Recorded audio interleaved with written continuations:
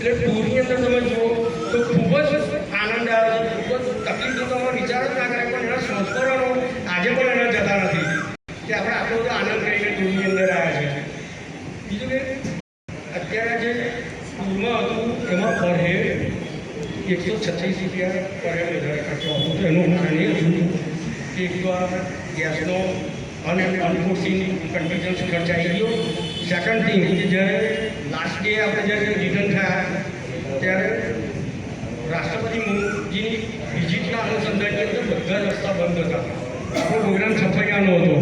સાહેબ time is best to visit Chhapaiya, પણ આજે એમની પણ મજબૂરી હતી કે બપોરે 2 વાગ્યા સુધી કશી રિક્ષાઓ કે કશું બધું બંધ, અને જ્યારે રિક્ષાને જે 500 જે રિક્ષાઓ કરી અને જ્યારે કેટલું ફર્યા પછી અમે 4 વાગે લઈને પ્લેટફોર્મમાં આવ્યા, એટલે એના પણ પૈસા આપણે ઘણા બધા વધારે સાહેબને ચૂકવવા પડ્યા. આ ટૂરમાં in terms of food, transportation, hotel accommodation, sightseeing, excellent arrangement કહેવાય આની અંદર. ટૂરની અંદર જ્યારે પણ સાહેબ ઓર્ગેનાઇઝ કરે ત્યારે ટૂરની અંદર ઈચ્છુક આપણે જવું જોઈએ, મારું ખાસ મંતવ્ય છે.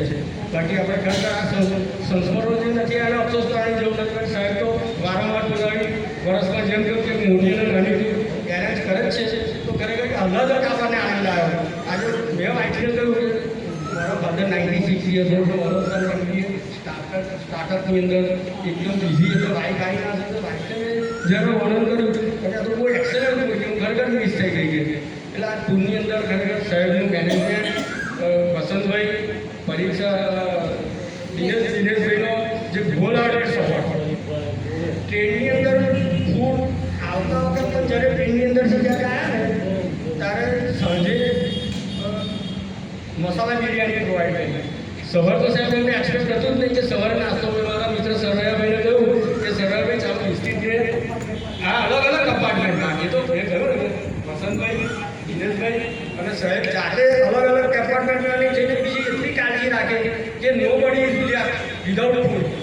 પોતે તરત આ કમ્પાર્ટમેન્ટમાં કોઈ રહી ગયું છે, આ કમ્પાર્ટમેન્ટમાં પેલા બાકી સાહેબ છે, આપણે બીવન કમ્પાર્ટમેન્ટમાં તો બધા રહી ગયું, ચાલો આપણે ત્યાં જઈ આવીએ. એટલે પર્સનલ કેર રાખવામાં આવતી હતી સાહેબ તરફથી. બીજું કે આ ટૂર પ્રોફેશનલ નહોતી, એક સહિયારી ટૂર હતી, એક પારિવારિક ટૂર કહેવાય. દરેકની પર્સનલ કેર રાખવામાં આવે એનો હું તમને અનુભવ કહું કે અયોધ્યા જ્યારે અમે રેલવે પ્લેટફોર્મ પર આવ્યા હતા, આજે તો બરાબર છે એની જગા બે બહેનો આજે દેખાતા નથી, એ B1 કમ્પાર્ટમેન્ટમાં હતા. બેને રેલવે પ્લેટફોર્મ પર જોયા હતા કે આજે રેલવે પ્લેટફોર્મ પર જ છે, પણ જ્યારે આવતી વખતે ટ્રેનના ડબ્બામાં સાહેબના કમ્પાર્ટમેન્ટમાં જ હતા. જ્યારે સાહેબે એમને જોયા નહીં ત્યારે સાહેબ પૂછવા આવ્યા કે કંદરભાઈ તમે બેને સર બેન પ્લેટફોર્મ પર તો હતા, હવે ક્યાં ગયા એને ખબર નહીં. She might have got in to the compartment સાહેબ, તો ચોક્કસ શું કહે છે કે કમ્પાર્ટમેન્ટ પ્લેટફોર્મ પર તો હતા. સાહેબ દિનેશભાઈ અને વસંતભાઈ જાતે બેનને શોધવા ગયા અને જ્યારે ટ્રેન ઉપડી ત્યારે અડધો 1 કલાક પછી મેં જોયું કે પોતે કમ્પાર્ટમેન્ટમાં બેનને લઈ આવ્યા. આટલી પર્સનલ કેર સાહેબ રાખતા હતા. રિક્ષાની અંદર કે બસની અંદર પણ પોતે એટલી પર્સનલ કેર રાખે કે રિક્ષા જ્યારે ઉપડે ઘણી વખત 7 રિક્ષાઓ કરવામાં આવે તો જુઓ કે 34 માણસને ગણી લેવાનું, પછી જ રિક્ષાને અલાઉ કરવાની. ઇવન બસમાં પણ સાહેબ પર્સનલી કાઉન્ટ કરે કે આપણા 34 આવી ગયા પછી જ બસને પ્રોસીડ કરતા હતા. હવે આટલી બધી પર્સનલ કેર તમને આ એક સહિયારી ટૂર કહેવાય. આવી કોઈ ટૂરની અંદર આટલી કાળજી રાખવામાં આવે બધા. બીજું કોઈને નહીં પૂછવાનું કે તમારી બાજુમાં કોઈ આવી ગયા છે કે નહીં, પ્રોફેશનલ ટૂરમાં કે તમારી બાજુમાં કોઈ આવ્યા છે કે નહીં પૂછે છે. આ સાહેબ જાતે જ કાળજી રાખે છે, બધાનું કાઉન્ટિંગ સાહેબ જાતે જ કરે છે. એટલે આમાં તો હવે જો વર્ણન કરવા રહું તો એક સાઇટ સીનનું વગેરેનું જો વર્ણન કરવું તો 2-3 કલાક થાય, પણ એની જે પરીક્ષાનો આ જે સુપર એરેન્જમેન્ટ મોનિટરિંગ માટે ખૂબ ખૂબ આભાર. સાથે સાથે વસંતભાઈ, નિલેશભાઈ જે ઓલાને સપોર્ટ અને બધાની જે પર્સનલ કાળજી રાખી છે એ બદલ ખૂબ ખૂબ આભાર. જય હિન્દ.